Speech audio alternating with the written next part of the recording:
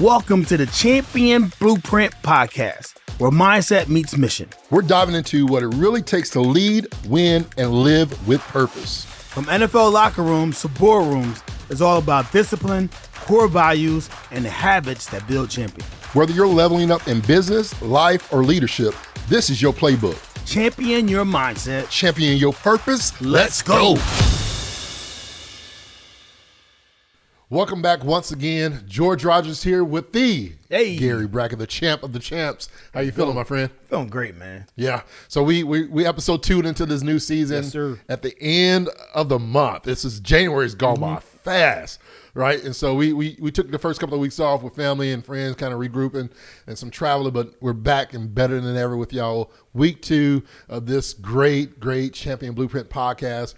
And it's at the end of the month, and all I can think about for me right now, Gary, this whole week, the first 2 days of this week, I'm thinking, like, how can I really evaluate what just happened, right? It's as if as I get older, I don't know if you feel it so way, but I remember being a kid in teenage years, and I'm thinking, man, days going by slow, or this week's going by.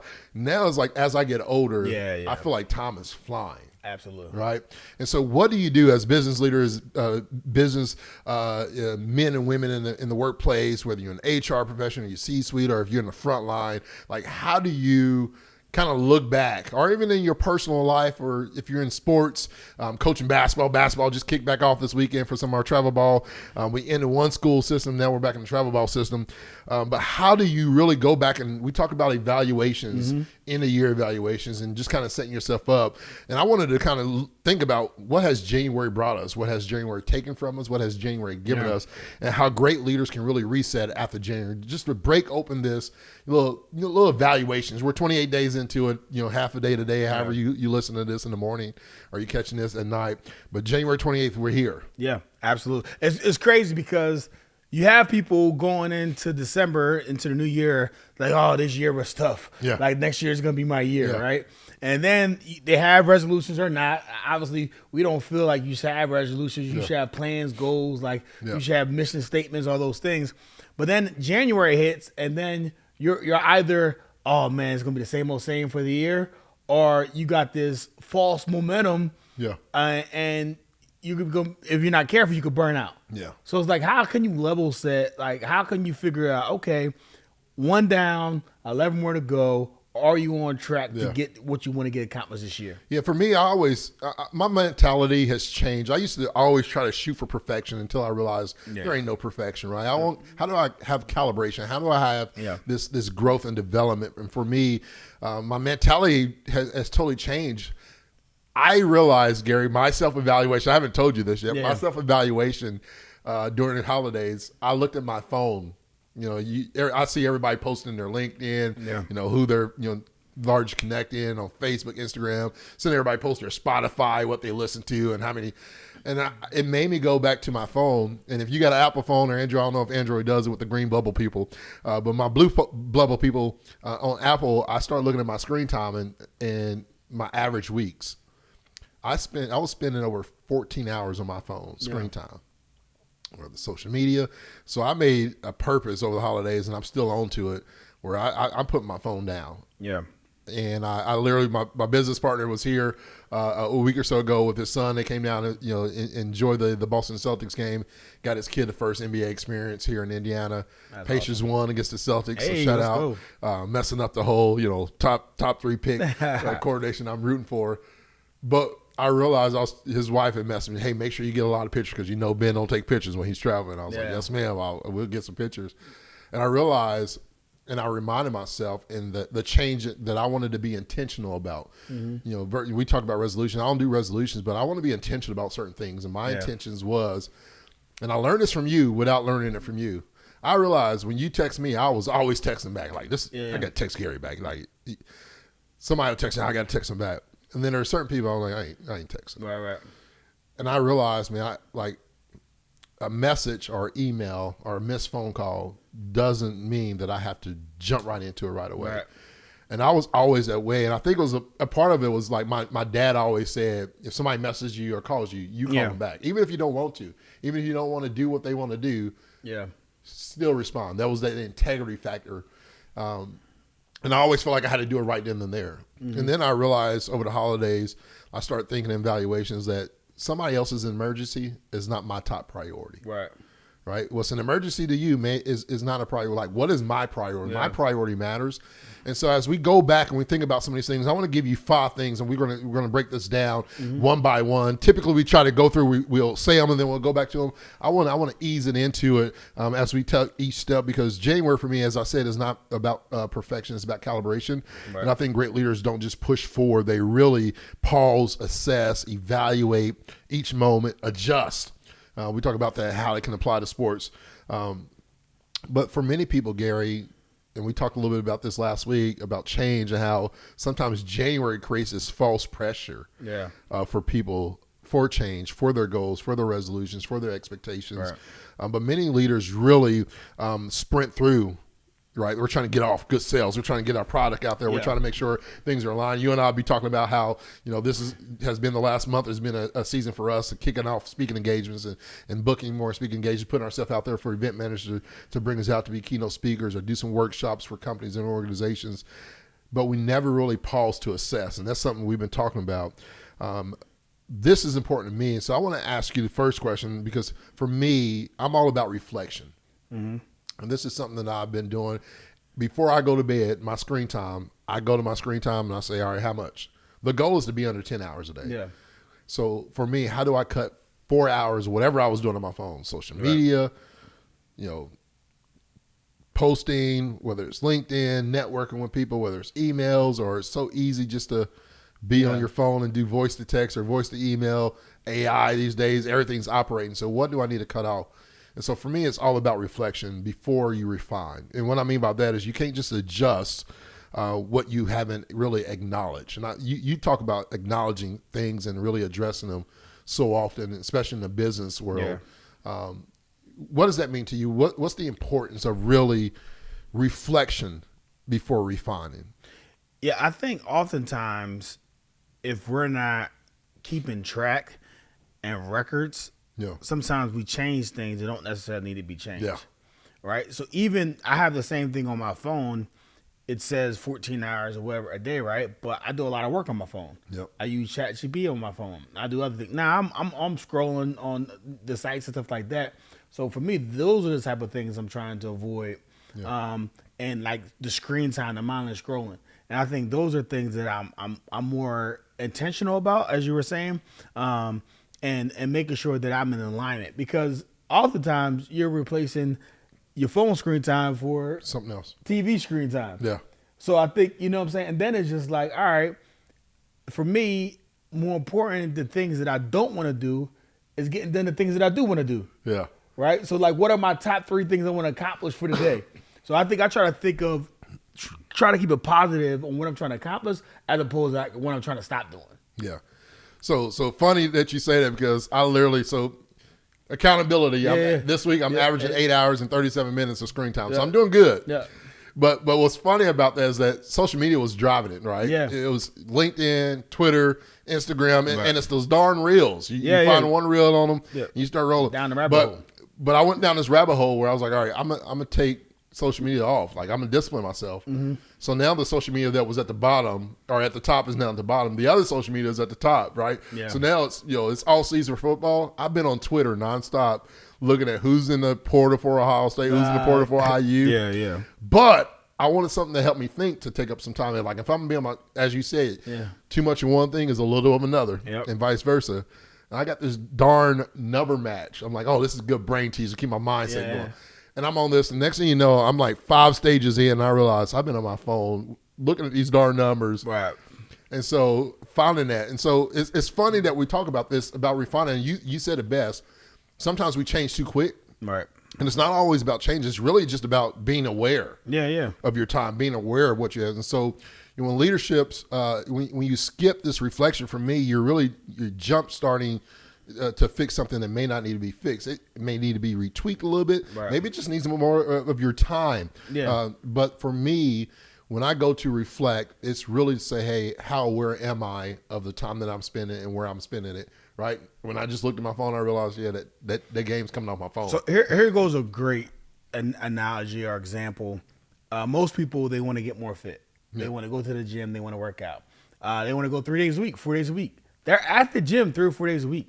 Yeah. However, they're talking when they're not getting work done at the gym. So they could get more done in 2 days. So really ordering about, all right, when you go to the gym, are you getting a good workout? Are you sweating? Are you working on these specific areas? Like, what's the plan? What's the goal? And I think that's more important than you just saying, hey, I just want to go to the gym 4 days a week. You can go there, right? You can sit outside the gym and never walk inside the door. True. Right? So I think just being more intentional about your time and how you're utilizing it. Yeah, man, I'll be honest. Some of these gyms are having massage chairs, and you be seeing people never go to the weight room, never go to the treadmill. They go straight to the back. They're the suntan. But they went to the gym. They went to the gym. They sit in that. I'm just going to get a massage. This is body therapy. Yeah, exactly. Right, massaging these muscles. And so I always ask myself when it comes to it, what actually happened, right? So when I'm doing this reflection for January, and you can do this monthly. It doesn't have to happen in January. You can do this weekly. But one of the questions I ask myself is what has really happened versus what I hoped would happen, right? And so I want to give you some things that as you go to reflect before you refine, reflection. I call them reflection prompts, if I can say it. Reflection prompts. It's a tongue twister for me today. End of the month, it's still sneezing out. Reflection prompts that I want to share that I do. So the first thing I do is what felt heavy for me this month. What was something that I did that like it was almost as if it was a burden. It was too much. Yeah. Right. What took too much of my time? In a business aspect, if it was just me, thankfully I got Ben and I don't have to worry about this, but things that take too much of my time is finances. Yeah. I want to know where the money is, where it's going. I want to know all those things, but to have to do it and run it, it's too much of my time. That's something that I get rid of all the time. Right. Yep. That's the first thing. But this month for me, and when I'm thinking about reflections, I'm thinking about, all right, what was a lot heavy for me? We're doing some branding, some marketing things. I love it. But designing all that's not mine. So now we pulled in our marketing and say, hey, this is what you do. I don't want you do it, right? So we got Jackie, our team is working. We're still meeting with her. But what takes up most of your time that maybe you can delegate, you can empower, or you really need to release and stop, micromanaging. It's oftentimes where you don't realize you're micromanaging something because you want it a certain way, that you can just release it because you got people around you that's willing to do it, that desires to do it. So I'm always asking myself, what felt heavy? The second thing I'm always doing is what gave me energy. This is something that I learned from John Maxwell. Yeah. Because he does, when we talk about self-evaluation, he does this at the end of the year, like who took my energy this year? Yeah. What meetings took my energy? What calls took my energy? And so I'm like, how do I do this monthly? Like I'm evaluating what gave me energy because I want to hang around the things. I want to be around those things. Yeah, absolutely. Where I'm giving it because a lot of times in our mindset, there's days this month, Gary, that I felt lazy. Yeah. I was tired. I know I wouldn't get proper sleep, and I realized it was all due to stress. If you understand the way the mind works, when you're stressed, even if you're resting or sleeping, you don't get the proper sleep because you're thinking. Your mind's always thinking about how this is going to get fixed. When is this going to happen? What's going to take place? And so understanding what gives you energy is important to keep. Where did I overcommit? Where did I overcommit? Where did I say yes to?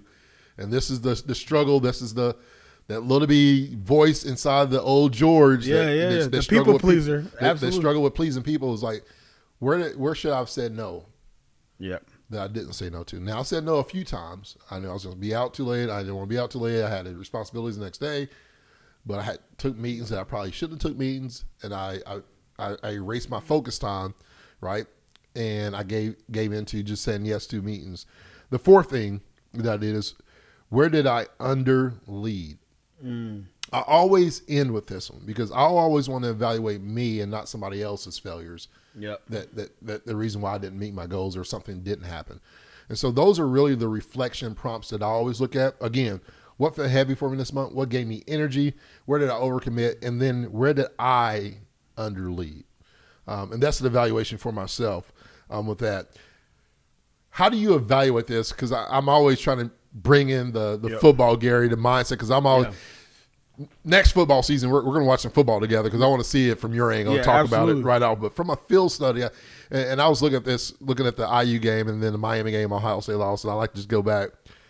From a film study analogy, best players want feedback early. Yes. Something that I got from a couple of football guys and even basketball. I was like, I don't want delayed feedback. I want feedback right then and there so we can start fixing this. What's some of your angles when it comes to reflection at the end of the month, at the end of the quarter, from a business standpoint, or even from a sports? Because I know Tony Dungy, he was always first 4 games. Like he broke them down to, back then it was 16 instead of 17 games, but he broke them down into quarters, right? Right. What was some of your reflection that really helps you become disciplined, not just on the field, but also off the field in the business? I think one, we had the saying, when you're watching film, the eye in the sky doesn't lie. Yeah. And I think it's important because we were set expectations of ourselves, whether it be tackles, whether it be assignments. For me, it was always like mental mistakes. Like I want to have 0 mental mistakes in a game. Yeah. And then I want to have a certain amount of tackles, turnovers, big plays. And you can quantify those things. And I think, assessing myself from how I did. And I also realized, especially with the mental mistakes, a lot of things that I didn't necessarily show up on a stat sheet. Mm-hmm. And it's the same as us, in our day-to-day activities. Some things that we do don't necessarily show up on a stat sheet. Right. You talked about who did I lead, or did a good job leading, right? Where does that stat show up? It doesn't really show up, right? So I think some things are just, you have to understand the process of what you're doing and making sure that you're working at things, especially when it's January. You're not like overzealous, trying to go all out and all this fake enthusiasm. No, you got a process. You're not just focused on January. You're focused on the whole 2026 of you accomplishing your goals and meeting your own expectations. Yep. So my challenge on this first one, as you reflect to refine, block out 30 minutes. Yep. Whether it's today, tomorrow, before the end of the month, block out 30 minutes and really just kind of evaluate, assess where you are, where you want to be, right? That's important. No phone, no agenda, no technology, just straight reflection. Number 2, reconnect to the why. After you reflect and you refine, reconnect to the why behind the goals. Like, you set goals for this year, you set goals for this month, goals for this quarter, whether it's in business, personal, you set those. Why did you set those things? Yeah. Like for me, I always want to have a purpose behind what I'm doing, so I can understand that, like, when it gets a struggle, when the burden gets too heavy or the stress gets really high, I'm remembering my why. Yep. I'm remembering this is why I'm doing it. Some people, inspiration is family. Some people, inspiration is money. Like, listen, I grew up with nothing, so like I want to have money to be able to have the abundance, to be able to be flexible, to be able to be stress free, to be able to experience things I never experienced. Right, my why is Dexter. At times, there are certain things that I do what I do for Dexter, to be able to provide a lifestyle that I wish I had grown up when I was his age, that I did not have, to be able to travel, be able to go outside of the country, outside of Indiana or Louisville, bridge, at times. And so you always had these whys, this core idea behind it, because I believe goals without meaning really is survive. I call it survival pressure. Mm-hmm. Like, goals without meaning is just this pressure that we have. Like, can it survive? How long will it survive if we don't on this? One of the things I want to ask you, Gary, is many goals are set in December. Yep. And I think about, for me, and I know I messaged you, like, hey, man, sorry, I was in shutdown mode, which, I warned you, family, personal, holiday was tough for us. And this was one of the tougher seasons in our house in a while for me, myself, and also Dexter, from the emotional standpoint of Christmas being the day that he lost his mother when he was 2. And so I think about December emotion, even, putting that personal to the side. I think about, from a business standpoint, I struggle in December because I don't travel anymore. Yeah. Like, I'm so used to being traveling. December, January is like no peak, and it's not necessarily the spotlight and the stage for me, but it's the impact that I get to have with other people, to be able to impact other people, and be able to know that value meant something to them.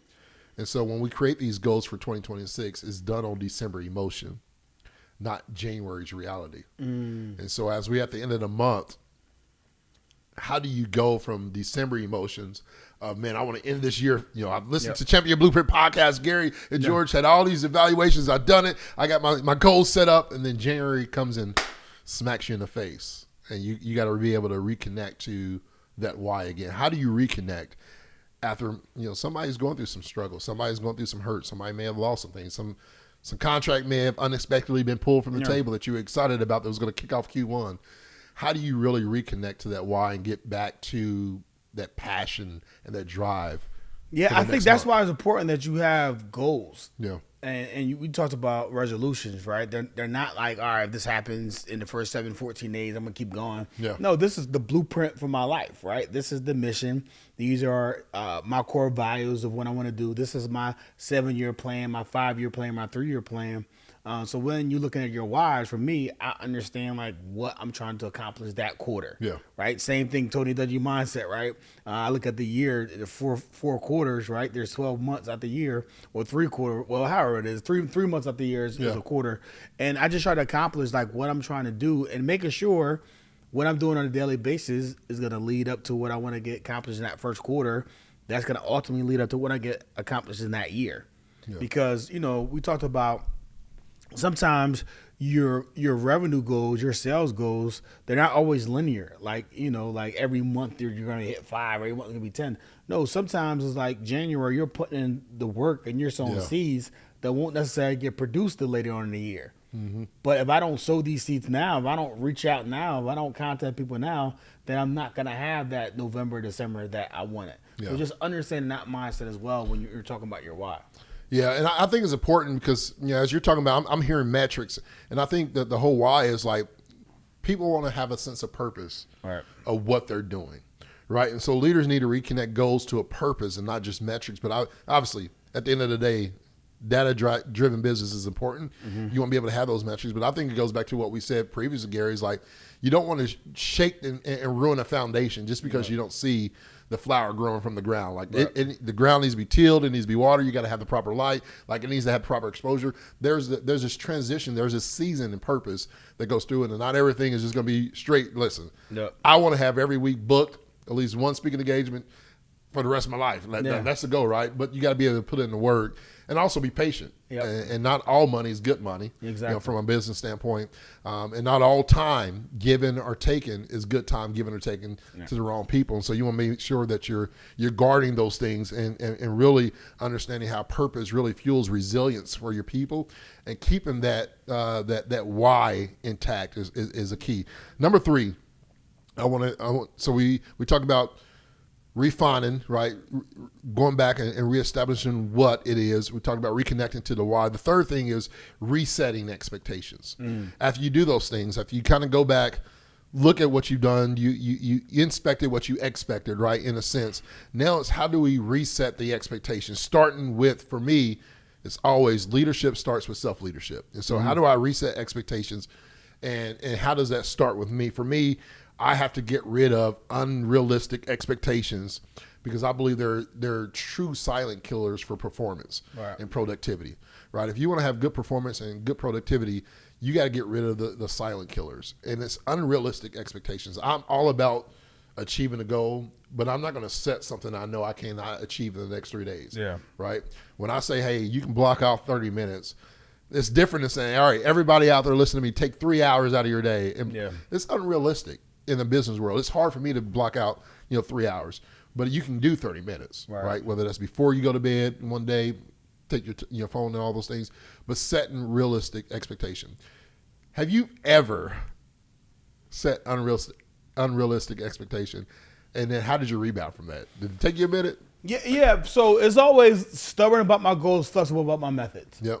So I have goals like, say, weight-wise. I want to be a certain type of weight, certain type of body fat percentage. And, you can look at the scale at the end of the month and you can look how things fit and you can measure in the BioPod, your fat percentage. You're like, man, I'm way off. Yeah. Right. So I think flexible about my methods is like, all right, cool. I have to add more protein. Right. I have to eliminate some things at night. I have to drink more water. So I think a lot of times is measuring exactly what you want to do and just figuring out the best plan. Because if it was easy, everyone would be successful and everyone would be great. No, it's not. Like a lot of the things that we want in life takes discipline and it takes consistency. So you got to be willing to do those things in order to get and accomplish what you really want. And I think it's important as well as leaders, even and for those who are not leaders in terms of titles and responsibilities, maybe of a job, is that sometimes expectations can really destroy certain things. Yeah. And then we as people. I know that the man in the mirror is often the hardest person that's critiquing, right? We're harder on ourselves than we are with other people. We give so many people grace. We give so much people love and trust that we don't do those things for ourselves. And sometimes we have to give ourselves a little grace. Sometimes we got to trust ourselves a little bit more and be patient within the process, because oftentimes what we do to ourselves as leaders leaks into the culture of our companies and organizations. Right. And so resetting expectation is really, it's a leadership strength to me. It's not a weakness. So when we talk about reset, and listen, let's pivot. This is where we are. This is where we want to be. Let's reset this expectation. And now how do we get to where we want to be, and what do those steps look like for you? Because for me, I believe self-expectation is really how we shape how we treat others. Yeah. What we expect of ourselves, how we treat other people. The worst expectation is of others, and taking that, right? I don't want to, for me, I don't expect anything from anybody. Yeah. It's the ultimate killer of emotion. Yeah. It's the ultimate killer of passion. And so I stopped expecting people, one, to do what I do. I stopped expecting people to give how I give, or love how I love, or serve how I serve. Right. And just expect them to be who they are and their principles, and let them set that standard, versus me setting the standard and say, hey, this is what I expect out of Gary. I expect Gary to message me every day. Yeah. He calls me a friend. I expect Gary to message me or call me twice a week. Right. And reality is, Gary can go a whole month without calling me, but when he calls, it's meaningful. Right. And I have those friendships and business relationships. Me and my business partner don't talk every day. Sometimes we'll go 2 or 3 days, but when we talk, it's meaningful, it's purposeful. And it's not like we don't have the expectation of the same goal in the business. We do. We're just on our grind. We know what we're doing. We're in our tasks and responsibilities. So I encourage you on this one is that you have to have some grace and accountability. Yeah. Grace and accountability equals sustainability, especially when it comes to performance on that area for you. So in this one, I wrote down a reflection question for this one as well. I want to share is that I often go back and reflect, where am I expecting perfection instead of progress? For me, I've changed the perfection of a perfect scenario to the pursuit of excellence, right? Oftentimes, but being human nature, perfection is just in the mindset. It creeps up. But my goal is always to pursue excellence. Did I pursue excellence in this goal, in this task, in this vision that I had? Where did I fail? Where did I drop the ball? Where did I need to reevaluate? Where did I underestimate myself? Where did I put too much time? Where did the energy come from, right? Where do I need to be back in? Number 4 is recognize. And so recognizing what's already working. This is where, if we don't do number 1, what you kicked off the episode with is, don't just change it without really, really evaluating what it is. Right. Because you never know what's actually working if you just go to change something. Yeah. Right. And so it's the Dexter loves Legos, and when he gets frustrated, especially late at night, I'm like, just put it away. Let's rest. He's like, no, I'm almost done. I got this bag of Legos. I'm like, just step away. Yeah. Rest, irritation. And I'm like, do you recognize what you've done so far? And his first thought is, when he feels like he messed up, is just take it all apart. Yeah. Recognize what's already working and evaluate those things. How does that happen? For me, I believe momentum builds it. Mm-hmm. And I believe momentum is built through recognition. I believe momentum is built through the recognition and accountability, not pressure.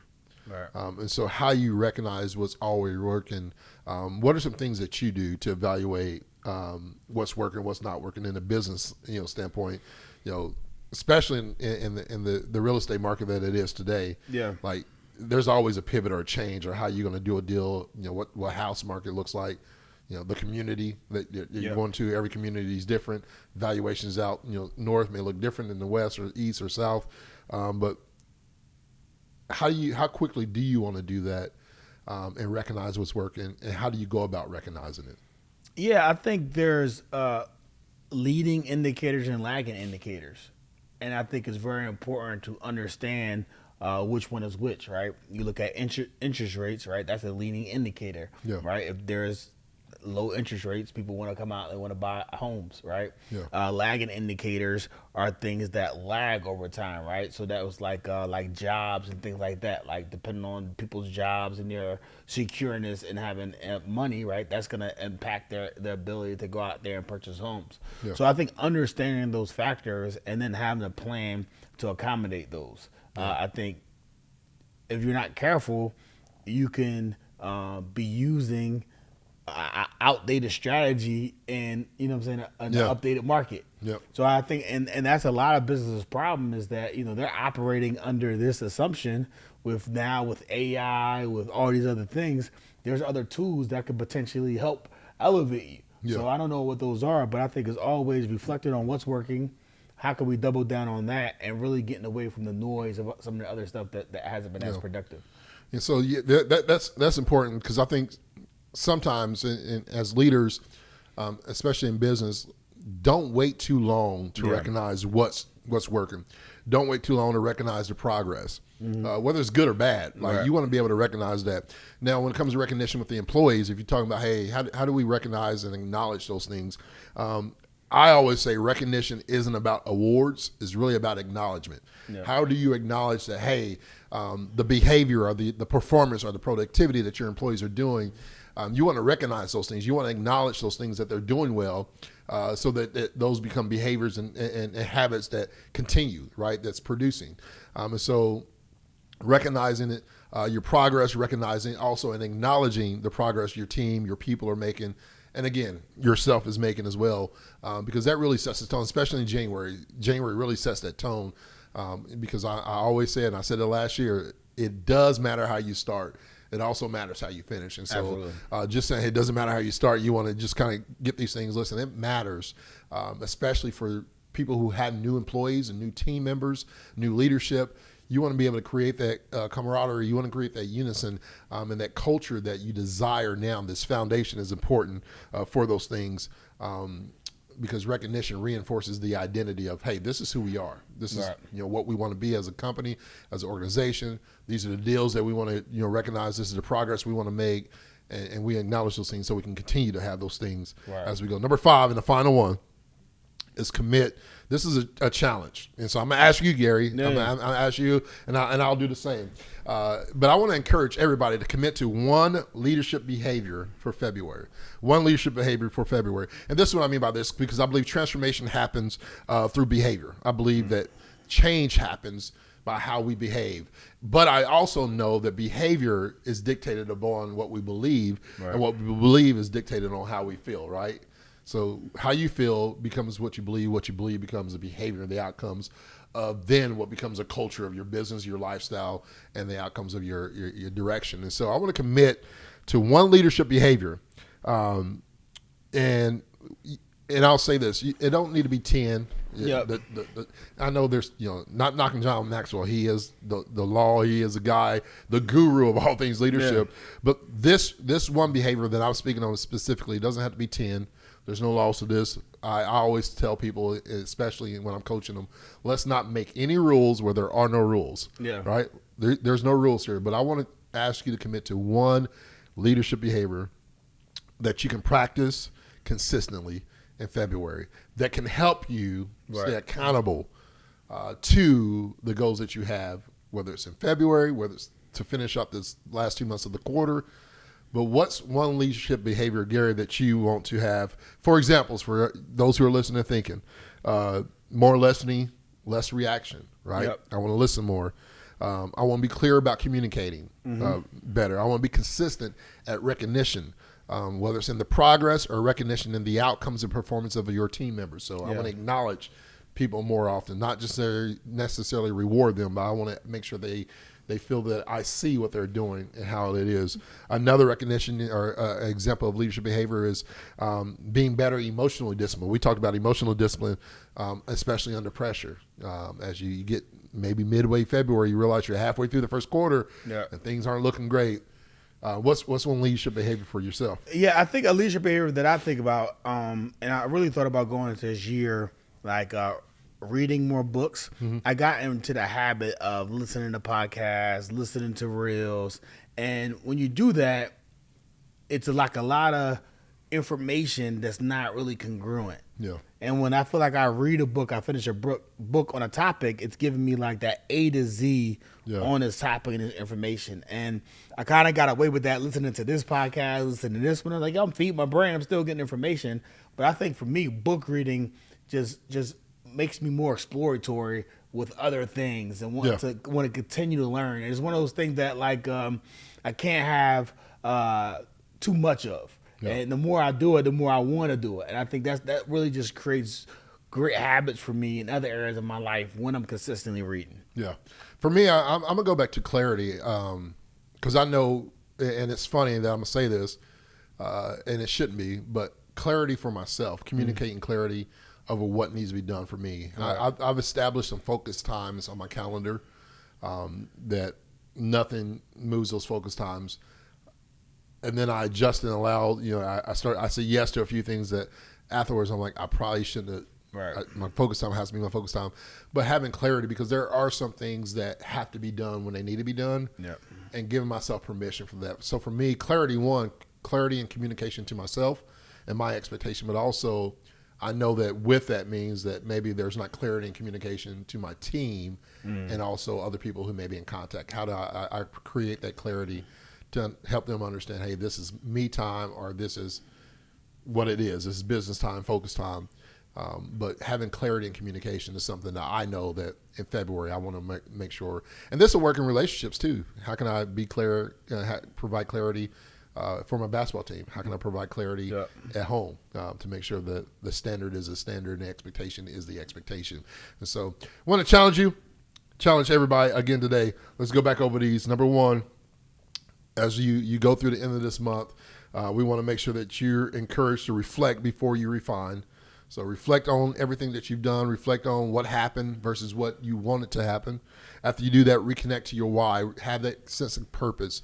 Change without being connected to purpose becomes a disaster at times. And so you want to make sure that you're aligned with your purpose, the why, that the reason why you set that goal in December, the reason why you set those expectations for yourself and your team. And then number 3, reset the expectation. After you refine it and you reconnect to the why, reset. It's okay to reset and be able to pivot on those areas. Number 4, recognize what's already working. Don't just tear it up. Recognize it. And then number 5, our challenge to you today is to commit to one leadership behavior that you're going to focus on and hold yourself accountable to in February as you move forward to really, these next 28 days in February, to really hold yourself accountable, but also be able to grow and establish discipline for the desired outcomes you perceive. Any last words for yourself, Gary? No, I think that's great. Like January, like you said, give yourself grace. This isn't going to be repeated of last year or the year before, right? You still got 11 months to get this thing locked in. And most people, I think, overestimate what they could do in a month and underestimate what they could do in a year. So definitely stick to it, right? Your best is yet to come. You got to believe it first before anyone else will believe it for you. And I always say, like, behavior signals seriousness to your team. Like, how do we establish this behavior, this culture? Like, reestablishing those things and reaffirming those things are important because it really leads. And so your team understand, hey, let's evaluate this together. Don't just make changes. That's another thing I add as I'm into this. Don't just make changes without involving your team. Have your team in part of this and really say, hey, listen, team, as a focus this month, January is a checkpoint, not a verdict. Right? If your team is not hitting the goals, you're not on the path that you want to, this is not a verdict. This is just 1 month. This is 28 days in, and the next 2 or 3 days you have left here in January, we're going to take 30 minutes, no phone, no technology, no distractions as a team. Maybe as a team and an individual, you got 2 30-minute periods that you can do to reevaluate yourself, but also reevaluate the situations with your team. Appreciate everybody. Listen, once again, as always, we're so grateful that you've given us your time. Absolutely. We know that you can be listening to anything, but you chose to listen in or watch myself and Gary today, and so we're grateful for that. If you liked what you heard and what you've seen, 2 good-looking businessmen, leaders of the world, champions in our own right, we appreciate that time. Make sure you like, share, subscribe if you haven't already. If you have, continue to spread the message. Message us. We'd like to hear back from you. Absolutely. And we'll repost, tag us. We'll repost and connect some of these out there as well. Until next time on Champion Blueprint Podcast with George Rogers, the champ himself, Gary Brackett. We appreciate you. Always remember to champion your mindset so you can champion your purpose. Peace.